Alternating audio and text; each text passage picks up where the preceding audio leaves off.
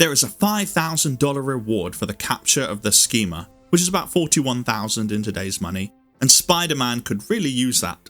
And so, despite a heavy snowfall, he swings around the city, saving buses, interrogating criminals, and freezing. But he soon learns that no one knows where the schemer is, that he moves from place to place, and so all this cold work has been for nothing. We're reading every Spider-Man ever, and this is the Amazing Spider-Man issue 84, The Kingpin Strikes Back. To get out of the cold, Spider-Man changes into his normal clothes and goes to visit Gwen Stacy. The last time he saw her, she was mad at him for not visiting her in the hospital, and she's still mad, but also curious. Over Coco, she questions Peter about the accident, about how he survived without a scrape. There was the parking meter, sure, but something isn't adding up. But before she can really get into her question, Peter drops his Coco and flees, feigning a sudden bout of the shakes. It must be the bad snow's fault. Meanwhile and elsewhere, we discover the location of the schemer. He's hiding in a fancy car, hidden by the snow. But he's waited long enough to face the Kingpin, so he activates some heat in the car, melts the snow in seconds, and then races off to confront the Kingpin's men, because he beats them up first to send a message.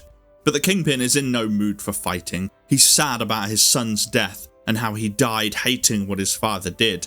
And now he might be losing Vanessa too, who is upset at how violently he reacts to the news of the schemer. The next day, Spider-Man continues his hunt for the schemer, moving fast to stay warm in the snow. At one of the Kingpin's warehouses, he overhears goons talking about the schemer's fancy car. And then, since no one else is driving in the heavy snow, it's really easy to spot that fancy car. Spider-Man lands on the car to stop it, but is thrown off by the speed, and then dodges out of the way as the car rams him.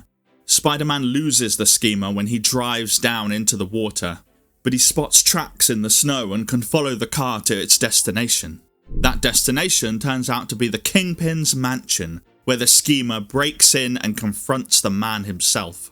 But before any violence can go down, Vanessa, the Kingpin's wife, steps in the way. They've already lost a son, and she won't have the Kingpin murdering this man. But when she looks at the schemer, she's shocked into silence. There's something about this man. But before they can find out what, Spider-Man leaps through a window, his favourite activity recently, and the Kingpin forgets his wife and the threat of the schemer to go after his spider rival. Kingpin punches Spidey across a room and wraps him up in the carpet by ripping it out from underneath him, but our Spider-Man launches a surprise punch from the inside and knocks the Kingpin down. But when Spidey goes looking for the schemer, he finds no one. It seems that the schemer has got away and taken Vanessa with him. So Spidey plans to at least deal with the Kingpin, but the big man himself has fled in a secret tube in his study, and so Spider-Man has failed to catch the schemer, or the Kingpin, or anything except a few photos and maybe a cold. Thanks for watching and joining me on this journey to read every Spider-Man comic ever. If you want to support me and this channel, you can like and subscribe, or you can get early and exclusive episodes on Patreon or by joining the channel on YouTube.